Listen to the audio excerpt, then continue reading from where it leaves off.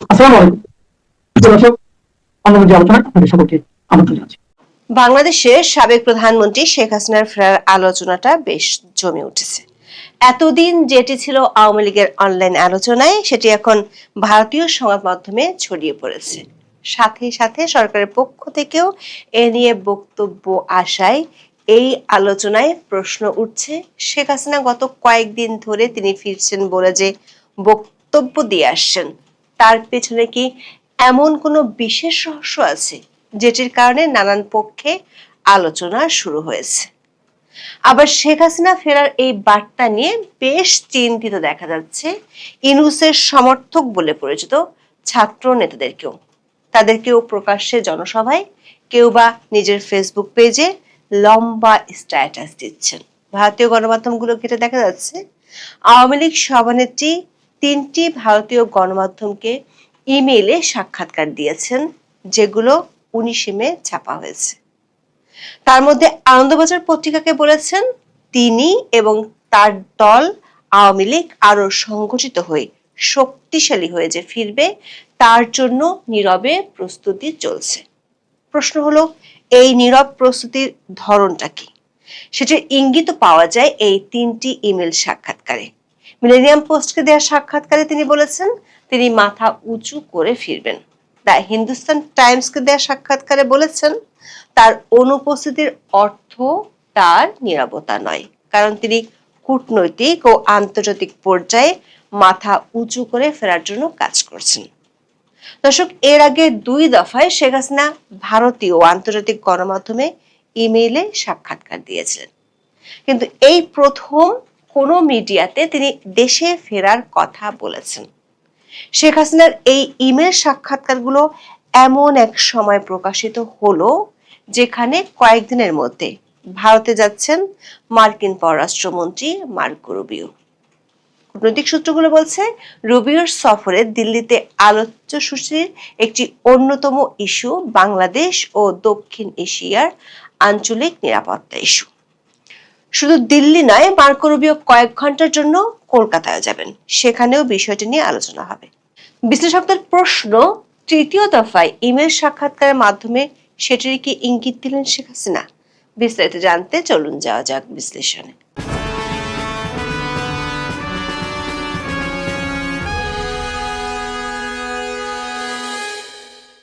24শে আগস্টের পর থেকে বাংলাদেশের সাবেক প্রধানমন্ত্রী ও আওয়ামী লীগ সভানেত্রী শেখ হাসিনা দিল্লিতে আছেন। ভারতীয় সরকারের দাবি তিনি দেশটির সরকার অতিথি হয়ে দিল্লিতে আছেন। সেখান থেকে তিনি নিয়মিত দলের নেতাকর্মীদের উদ্দেশ্যে অনলাইনে ভিডিও বার্তা দেন। দিল্লিতে থাকা অবস্থায় কোন গণমাধ্যমে শেখ হাসিনার সাক্ষাৎকার প্রথম ছাপা হয়েছিল গত বছরের 29 অক্টোবর। ওই একদিনে বিশ্বখ্যাত 3টি আন্তর্জাতিক গণমাধ্যমে শেখ হাসিনার ইমেইলে দেওয়া সাক্ষাৎকার প্রকাশিত হয়েছিল। আন্তর্জাতিক এই সংবাদ মাধ্যমগুলো ছিল মার্কিন যুক্তরাষ্ট্র ভিত্তিক আন্তর্জাতিক সংবাদ সংস্থা রয়টার্স, ফ্রান্স ভিত্তিক আন্তর্জাতিক সংবাদ সংস্থা এএফপি এবং যুক্তরাজ্য ভিত্তিক শীর্ষস্থানীয় দৈনিক পত্রিকা দ্য ইন্ডিপেন্ডেন্ট। এই 3টি সাক্ষাৎকারের মূল বিষয় ছিল সাক্ষাৎকারগুলোতে তিনি জুলাই আন্দোলনের সময় সংঘটিত হত্যাকাণ্ডের সাথে তার নিজের কোনো দায় নেই বলে তিনি দাবি করেছিলেন। 2য় দফায় শেখ হাসিনা ইমেল সাক্ষাৎকার ছাপা হয় গত বছরের শেষ দিকে। 2025 সালের নভেম্বরে তিনি ভারতীয় গণমাধ্যম নিউজ 9কে এবং ডিসেম্বরে নিউজ 18 ইন্ডিয়াকে সাক্ষাৎকার দিয়েছিলেন। এই 2টি সাক্ষাৎকারে তিনি আওয়ামী লীগের রাজনীতি নিষিদ্ধ করার পদক্ষেপকে অসাংবিধানিক বলে দাবি করেছিলেন। তাছাড়া এই 2 দফার সাক্ষাৎকারগুলোতে ভারত ও পাকিস্তানের সাথে বাংলাদেশের সম্পর্ক এবং ইউনূসের কর্মকাণ্ডের সমালোচনা করেছিলেন, কিন্তু তার দেশে ফেরা নিয়ে এর আগে জোরালোভাবে কোনো সাক্ষাৎকারে কিছু বলেননি, যেটি দেখা যাচ্ছে 19 মে 3টি ভারতীয় গণমাধ্যমকে দেয়া ইমেল সাক্ষাৎকারে। এই 3টি গণমাধ্যম হলো হিন্দুস্তান টাইমস, মিলেনিয়াম পোস্ট এবং কলকাতার বাংলা দৈনিক আনন্দবাজার।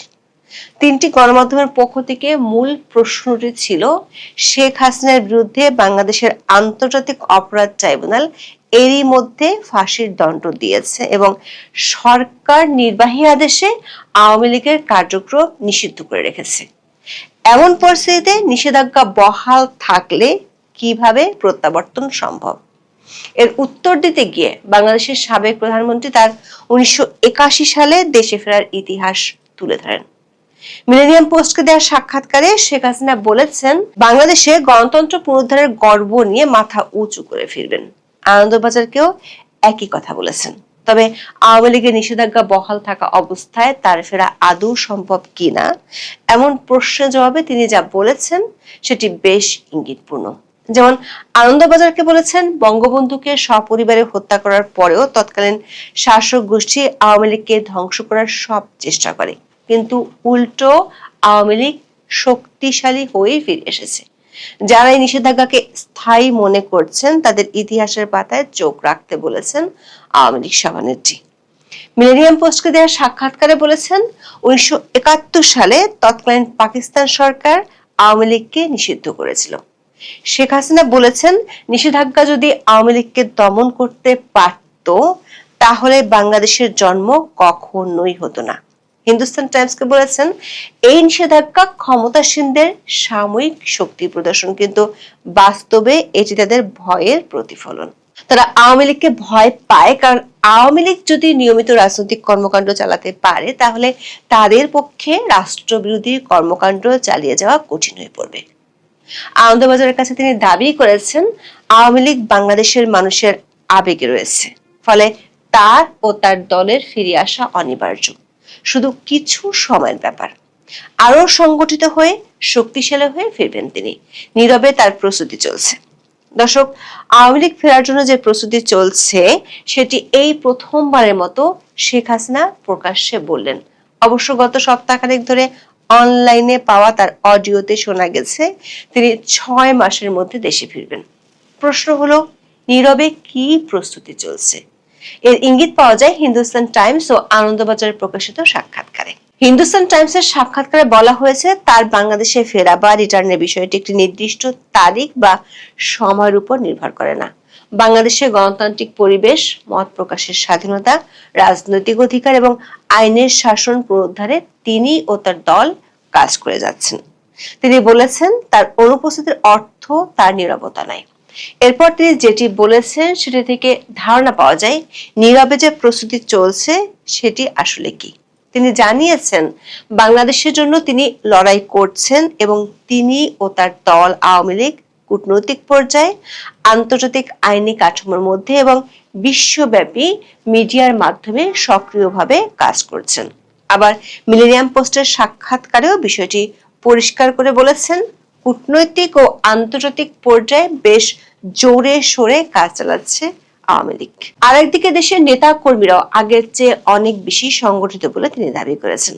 এমনকি কূটনৈতিক পর্যায় থেকে বিভিন্ন সময় রিফাইন্ড আওয়ামী লীগ গঠনের যে প্রস্তাবের কথা শোনা গিয়েছিল সেটি নিয়ে তিনি যে খুব বেশি চিন্তিত নন সেটিও 3টি সাক্ষাৎকারে তিনি জানিয়েছেন। দর্শক, শেখ হাসিনা এই যে প্রথমবারের মতো আওয়ামী লীগের ফেরার বিষয়ে কূটনৈতিক ও আন্তর্জাতিক তৎপরতার কথা বললেন সেটি এমন এক সময় যখন মার্কিন পররাষ্ট্রমন্ত্রী মার্কো রুবিও দিল্লি সফরে যাচ্ছেন 5 দিন পরে। কূটনৈতিক সূত্রগুলো বলছে, 3 দিনের সফরে রুবিও পররাষ্ট্রমন্ত্রী হওয়ার পর প্রথমবারের মতো ভারতে যাবেন। সেখানে তার কোয়াডের সম্মেলনের পাশাপাশি ভারতের প্রধানমন্ত্রী নরেন্দ্র মোদী, পররাষ্ট্রমন্ত্রী এস জয়শঙ্কর এবং জাতীয় নিরাপত্তা উপদেষ্টা অজিত দোভালের সাথে বৈঠক হওয়ার কথা রয়েছে। তার এই সফরের সময় আমেরিকার 150 বছর পূর্তি উপলক্ষে দিল্লিতে একটি অনুষ্ঠান হওয়ার কথা রয়েছে। নিউ ইয়র্ক টাইমসের এক খবরে বলা হয়েছে, মার্কো রুবিওর এই সফরের আগে আমেরিকার 250 বছর পূর্তি অনুষ্ঠানকে ঘিরে দিল্লিতে বেশ অভিনব প্রচার চালানো হচ্ছে। 3 চাকাওয়ালা স্কুটারের পিছনে ট্রাম্পের পোর্ট্রেট আর আমেরিকার জাতীয় পতাকা দিয়ে লেখা হয়েছে, শুভ জন্মদিন 250 বছরের পুরনো আমেরিকা। কূটনৈতিক সূত্রগুলো বলছে, রুবিওর এই সফরের বিশেষত্ব হলো প্রায় 14 বছর পর কোনো মার্কিন হাই প্রোফাইল মন্ত্রী পশ্চিমবঙ্গ বা কলকাতা সফরে যাচ্ছেন। তবে সফরটি হবে কয়েক ঘন্টার। পশ্চিমবঙ্গের নির্বাচনে প্রথমবারের মতো বিজেপি ক্ষমতায় যাওয়ার পর তার এই সফরকে বিশেষ গুরুত্ব দেওয়া হচ্ছে। সূত্রগুলো বলছে, দিল্লি ও কলকাতার বৈঠকগুলোর আলোচ্য সূচিতে বাংলাদেশ এবং দেশটির সাম্প্রতিক পরিস্থিতিকে ঘিরে দক্ষিণ এশিয়ার আঞ্চলিক নিরাপত্তা ইস্যু বিশেষ স্থান পাবে। এর আগে শেখ হাসিনার এমন সাক্ষাৎকারকে বিশ্লেষকরা বিশেষ নজরেই দেখছেন, কারণ শেখ হাসিনা এই সাক্ষাৎকারগুলোতে জঙ্গি উত্থানের ইস্যুটি তুলে এনেছেন। মিলেনিয়াম পোস্টের পক্ষ থেকে শেখ হাসিনাকে প্রশ্ন করা হয়েছিল, আপনি কি সারা বিশ্বের বন্ধুপ্রতিম দেশ এবং সংস্থার সমর্থন চাইছেন? শেখ হাসিনা উত্তরে বলেছেন, তিনি বিশ্বের সকল গণতান্ত্রিক রাষ্ট্র ও সংগঠনের সহযোগিতা কামনা করছেন। বাংলাদেশে আজ যা ঘটছে তা নিছক একটি দেশের অভ্যন্তরীণ বিষয় নয় বলে তিনি দাবি করেন। বলেছেন, এটি মৌলিক মানবাধিকার এবং গণতান্ত্রিক মূল্যবোধের সাথে যুক্ত। তিনি বলেছেন, যদি বাংলাদেশের গণতন্ত্র ব্যর্থ হয়, যদি একটি মৌলবাদী রাষ্ট্র প্রতিষ্ঠিত হয়, যদি অরাজকতার সংস্কৃতি অব্যাহত থাকে, তবে বাংলাদেশের 18 কোটি মানুষ ক্ষতিগ্রস্ত হবে। এর প্রভাব পড়বে আঞ্চলিক ও বৈশ্বিক নিরাপত্তার উপরও। হিন্দুস্তান টাইমসে ছাপা হয়েছে, জঙ্গি ও চরমপন্থী শক্তির উত্থানের কারণে বাংলাদেশ 2001 থেকে 2006 সালের মধ্যবর্তী সময়ের অন্ধকার দিনগুলোতে ফিরে যেতে পারে বলে মন্তব্য করেছেন বাংলাদেশের সাবেক প্রধানমন্ত্রী। তিনি দাবি করেছেন, চরমপন্থা ও জঙ্গিবাদ শুধু বাংলাদেশের জন্যই হুমকি নয়, আঞ্চলিক নিরাপত্তার জন্য সবচেয়ে বড় হুমকি। কূটনৈতিক সূত্রগুলো বলছে, মার্কো রুবিওর সফরে ভারত ও আমেরিকার বাণিজ্য ইস্যুর পাশাপাশি আঞ্চলিক নিরাপত্তার ইস্যুটি অত্যন্ত গুরুত্বপূর্ণ।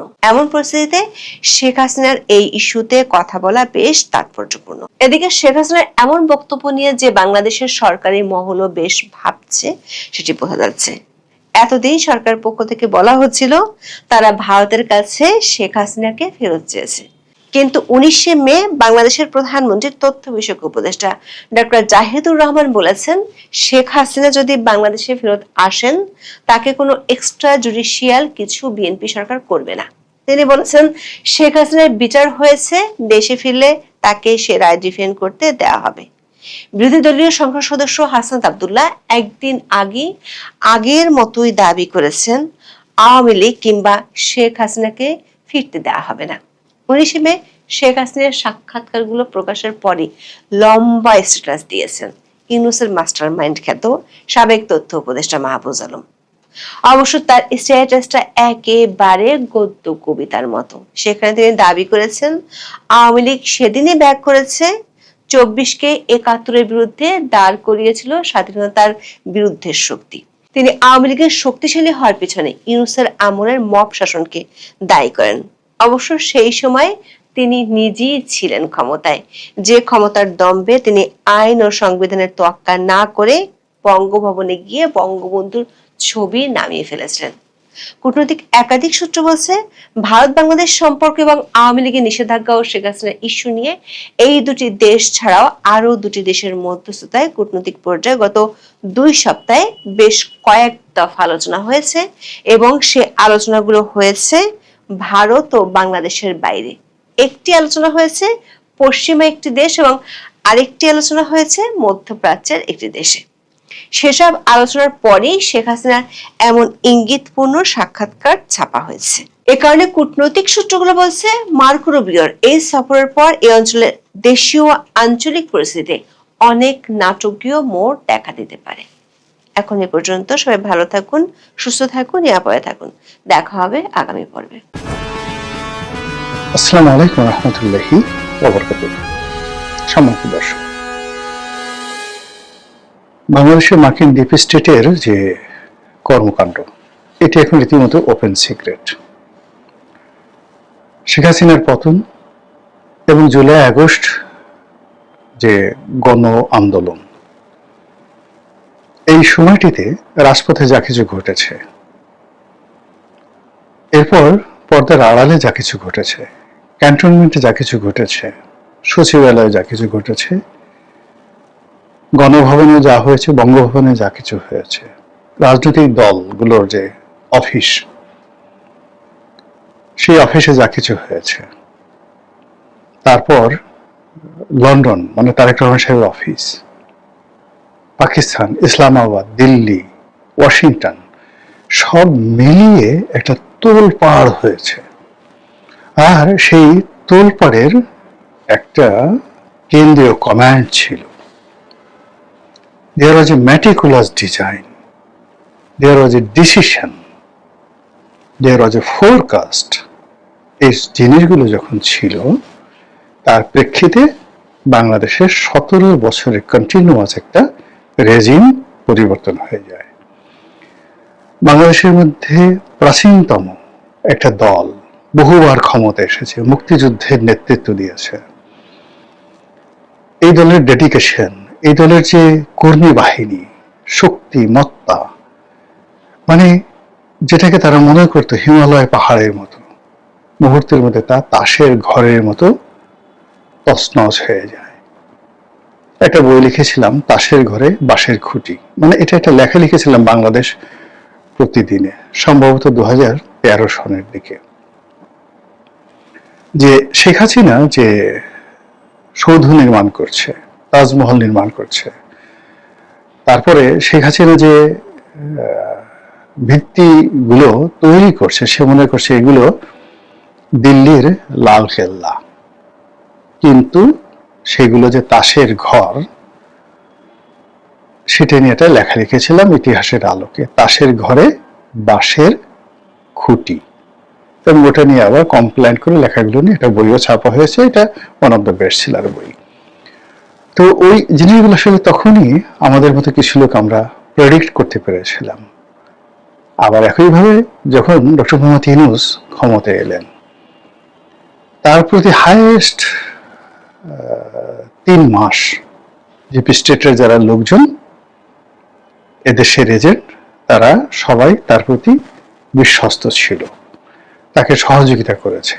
এদের মধ্যে অর্থনীতিবিদ ছিল, এদের মধ্যে এনজি ওয়ার্কার ছিল, এদের মধ্যে ব্যবসায়ী ছিল, এদের মধ্যে রাজনীতিবিদ ছিল, অনেকে, সবাই জাস্ট 3 মান্থ। 3 মাস পরে ডিপি স্টেট যখন দেখলো এটা একটা অথর্ব, অযোগ্য, এর দ্বারা কোনো কিছু হবে না, তাদের স্বার্থ হবে না, কোনো কিছু হবে না, তখন তারা এলোমেলো ভাবে লোক খুঁজতে থাকলো। তারা সেই নতুন রাজনৈতিক দল গঠন করার চেষ্টা করলো, তারা জামাতকে শক্তিশালী করার চেষ্টা করলো, তারা বিএনপিকে ক্ষমতা দেওয়ার কথা বললো, তারা আওয়ামী লীগের সঙ্গে যোগাযোগ করলো, আর অনেক কিছু এলোমেলো ভাবে। ফলে ডক্টর মোহাম্মদ ইউনূস আসলেন ক্ষমতায় আগস্ট মাসের 8 তারিখে 2024। সেপ্টেম্বর, অক্টোবর, নভেম্বর পর্যন্ত তার এটা ছিল হানিমুন পিরিয়ড, 90 ডেজ। হিসাব করে দেখেন আপনারা, ডিসেম্বর, জানুয়ারি, ফেব্রুয়ারি, মার্চ, এপ্রিল, মে, জুন, এই জুন পর্যন্ত, অর্থাৎ বাজেট দেওয়া পর্যন্ত, মানে এখানে সবাই হাত তুলিয়েছে যার যার মতো করে। ডক্টর মোহাম্মদ ইউনূস চেয়েছেন তিনি আরো 50 বছর থাকবেন, আর ডিপ স্টেট চেয়েছে বিকল্প কি করা যায়, কিন্তু কোনো সিদ্ধান্ত নিতে পারেনি। এর মধ্যে আন্দোলন হচ্ছে, মাঠ গরম হচ্ছে, রাজনৈতিক দলগুলো যার যার মতো টানাফেরা করছে, সবকিছু করছে। ঠিক ওই সময়টাতে ডিপ স্টেটের যারা লোকজন, তারা নতুন খেলোয়াড় পাঠালো, কেউ আসলে আমেরিকা থেকে, কেউ দেশ থেকে, এবং তারা বিভিন্ন সেক্টরে তারা সরকারের কাছাকাছি থেকে তারা সময় ক্ষেপণ করতে চাইল। সময় ক্ষেপণ মিনস তারা তাদের যে কর্মকাণ্ডগুলো, সেই কর্মকাণ্ড, বার্মা অ্যাক্ট, তাদের সেই কর্মকাণ্ড, রোহিঙ্গাদের কে ব্যবহার করে সেখানে এই কর্মকাণ্ড করা, এরপরে বাংলাদেশের এই ভূখণ্ডকে ব্যবহার করা, সেন্ট মার্টিন করা, সব মিলিয়ে ছিলিয়ে দেখা গেল 2025 সনের তারা সেই আরো 3 মাস সময় নিল, অর্থাৎ আগস্ট, সেপ্টেম্বর, অক্টোবরে এসে তারা সিদ্ধান্ত নিল যে এই বইয়ের মিয়াকে দিয়ে আর হবে না। তখন তারা যে কাজটি করলো, সেই কাজটি, এই ক্ষমতা রাজনৈতিক দলের হাতে দিতে চাইল। তারা যে মিলিটারি হাতে ক্ষমতা দেওয়ার চেষ্টা করেছিল বা সেনাবাহিনীকে দেওয়ার কথা চেষ্টা করেছিল, এটা যে উড়িয়ে দেবেন তা না, কেন ওই ধরনের কথাবার্তা শোনা যাচ্ছিল যে কোনো সময় মিলিটারি ক্ষমতা নিয়ে নিতে পারে।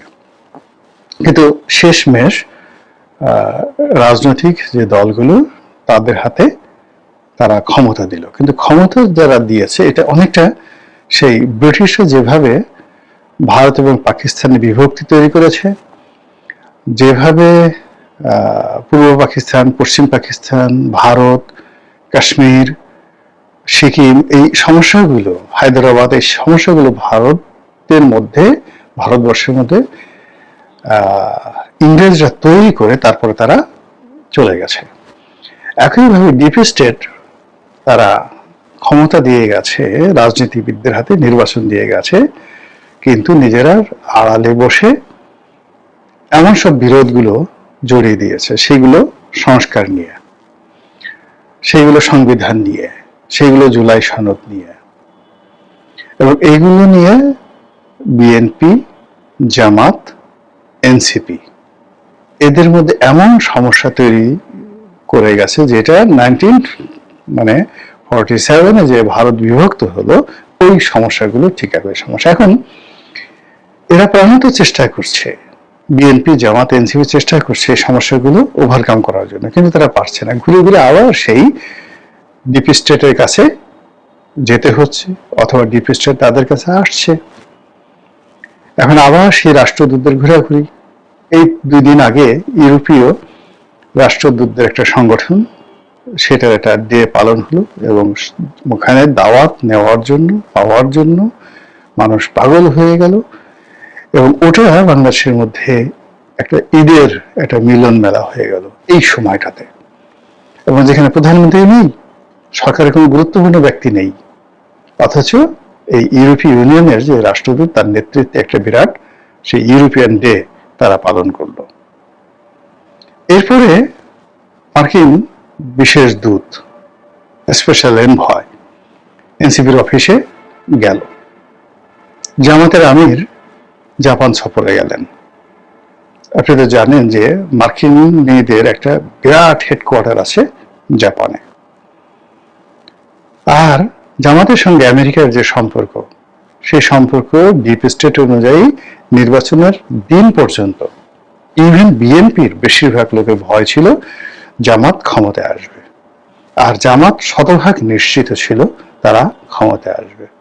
ক্ষমতায় যখন রেজাল্ট হলো, রেজাল্ট দেখে জামাতও সারপ্রাইজ, রীতিমতো যেটাকে বাংলায় বলে টাসকি খেয়ে যাওয়া, আর বিএনপি রীতিমতো টাসকি খেয়ে গেছে। নির্বাচনের দিন পর্যন্ত বিএনপির লোকজন বলছেন, স্বয়ং তারেক রহমান বলেছেন যে চক্রান্ত থেমে নাই, আমাদেরকে সেই চক্রান্ত মোকাবেলা করতে হবে। যাই হোক, সরকারের যে সময়, সেই নির্বাচনের পর থেকে এই সময় পর্যন্ত এখনো 3 মাস হয়নি, কিন্তু এর মধ্যে সরকারের কোনো কর্মকাণ্ডে ধারাবাহিকতা সরকার আনতে পারছে না।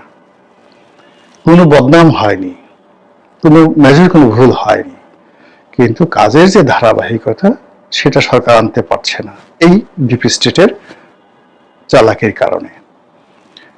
তারা বিরোধী দলকে বিশ্বাস করতে পারছে না, বিরোধী দলও সরকারকে বিশ্বাস করতে পারছে না।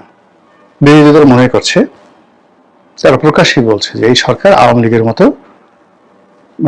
আচরণ করছে, এই সরকারের উপরে শেখ হাসিনা ভর করেছে। তারেক রহমান সাহেবকে সরাসরি শেখ হাসিনা বলে বিরোধী দল গালি দিচ্ছে।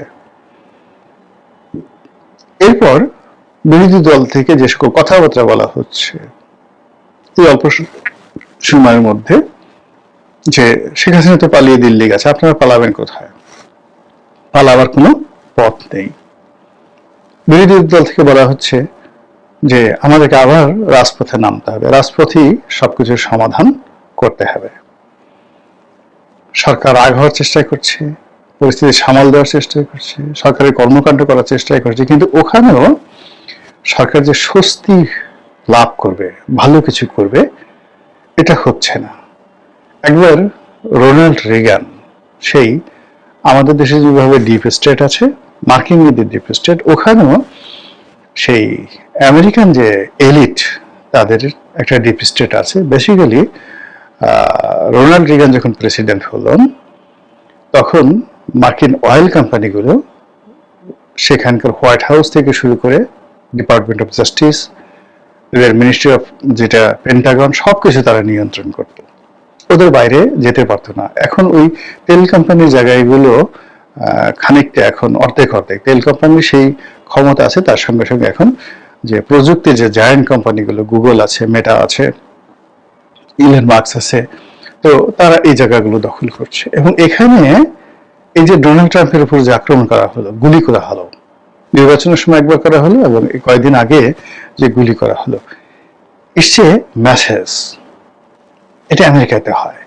জন এফ কেনেডিকে মেরে ফেললো, আব্রাহাম লিঙ্কনকে মেরে ফেললো, 100 বছরের ব্যবধানে, সেম ডেটে, সেম মাসে। ওটা ওদের ডিপ স্টেটের যে পলিসি। তো রোনাল্ড রিগান সে কি করলো, সেই তেল কোম্পানিদের বিরুদ্ধে তাদের যেটা সিন্ডিকেট, সেই সিন্ডিকেটের বাইরে সে বেরোতে চাইলো, সে যুদ্ধবাজ হতে চাইলো না। ঘাটাঘাট করে তাকে বিরুদ্ধে সেই তাকে গুলি করে দিল, মারল না। এবং ওই যে তাকে গুলি করলো, গুলি করার পর সে যে স্টপ হয়ে গেল, স্টপ হয়ে ওদের কথা মতো সেই লিবিয়াতে সে আক্রমণ চালালো, বেনগাজিতে আক্রমণ চালিয়ে সেই ইরাকে মেরে ফেললো, যাকে বলা হয় তার সাথে আক্রমণ চালিয়ে লিবিয়ার যে গাদ্দাফির যে পালিত কন্যা তাকে মেরে ফেললো। এরকম জর্জ ডব্লিউ বুশ, বড় বুশ এবং ছোট বুশ তারা কিন্তু মানে এই যে যুদ্ধবাজ বলা হয়, কিন্তু they had nothing to do. ওই মার্কিন ডিপ স্টেটের বাইরে তাদের কিচ্ছু করার ছিল না। যেভাবে এখন ডোনাল্ড ট্রাম্পও আসলে ইচ্ছা করলে অনেক কিছু করতে পারছেন না বা পারবেন না। তো ওই যে ধারাবাহিকতা, ওদের দুটো অংশ, একটা দেশের মধ্যে একটা অংশ, আমাদের বাংলাদেশে বা অন্যান্য দেশে ওদের একটা অংশ। ওই পরেছি 50 বছর, 60 বছর, 70 বছর পরেও কিন্তু ওরা ওই পলিসি, ওদের যে ইরান পলিসি, যেটি 1930 সনে গৃহীত হয়েছিল, ওটা এখনো বলবৎ। তারা 1946-এ যে মধ্যপ্রাচ্যে যে তাদের যে মাস্টার প্ল্যান ছিল, ব্লু প্রিন্ট ছিল ইসরায়েলকে কেন্দ্র করে, ওটা এখনো পর্যন্ত বলবৎ। 1953 সালে তাদের যে বার্মা অ্যাক্ট, সেই বার্মা অ্যাক্ট এখনো বলবৎ। তো কাজেই এই যে তাদের যে ধারাবাহিকতা, সেই ধারাবাহিকতা অনুযায়ী শেখ হাসিনা চলে গেছে, ইউনূস চলে গেছেন, তারেক রহমান সাহেব আসছেন, মার্কিন ডিপ স্টেট শেষ, আর কোনোদিন আসবে না, এই কথা যারা চিন্তা করছেন তারা বোকার স্বর্গে বসবাস করছেন। কাজেই যার যার অবস্থান থেকে যদি আপনার কাছে তথ্য থাকে, উপাত্ত থাকে, আপনি ভালো সিদ্ধান্ত নিতে পারবেন, আপনি সতর্ক হতে পারবেন। আপনি এখানে আমেরিকাপন্থী হন, আমেরিকার বিরোধী হন, আপনি জামাতপন্থী হন, এনসিপি পন্থী হন, অথবা আপনি বিএনপি পন্থী হন, ইভেন আপনি আওয়ামী লীগ করেন, কিন্তু আপনি যদি তথ্য জানেন যে এই বিষয়টি হাউ ইট ইজ অ্যাক্টিং, এটা কিভাবে কাজ করছে, হাউ ইট ইজ অপারেটিং, এটা কিভাবে পরিচালনা করছে, কিভাবে সিস্টেমটা রান করছে, এটা ট্র্যাডিশন কি, এটার ফলাফল কি, এই জিনিসগুলো যদি আপনি দেখেন, ওই যে তাদের যে আফগান নীতি, সেই আফগান নীতি তারা যে রাশিয়ার সাথে যুদ্ধ করার আগে 80-র দশকে গুলবুদ্দিন হেকমতিয়ারের সময়টিতে তারা যে আফগান নীতি নিয়েছিল, সেই আফগান নীতির প্রেক্ষিতে তারা জুলফিকার আলী ভুট্টোকে মেরে যেভাবে জেনারেল জিয়াকে তারা ক্ষমতা আনলো, আবার সেই জেনারেল জিয়াকে দিয়ে পুরো তালেবানদেরকে, পুরো আফগান মুজাহিদদেরকে ট্রেন আপ করে যেভাবে রাশিয়াকে সেখান থেকে তাড়িয়ে তারা তাদের ক্ষমতা বসালো, এবং ক্ষমতা যখন শেষ, জেনারেল জিয়াকে হেলিকপ্টার উঠিয়ে তারা মেরে ফেললো। This is their policy. এই জিনিসগুলো আপনি পড়লে, এই জিনিসগুলো আপনি জানলে আপনার গা কাঠা দিয়ে উঠবে। ফলে আমরা এই বাংলাদেশে যে এখনো আছি, চারিদিকে অসংখ্য বিপত্তি, তার মধ্যে চলতে হবে। এই জন্য তথ্য জানলে সুবিধা, না জানলে অসুবিধা। মহান আল্লাহ আমাদের সবাইকে হেদায়েত দান করুন এবং হেফাজত করুন। আসসালামু আলাইকুম ওয়া রাহমাতুল্লাহি ওয়া বারাকাতুহু।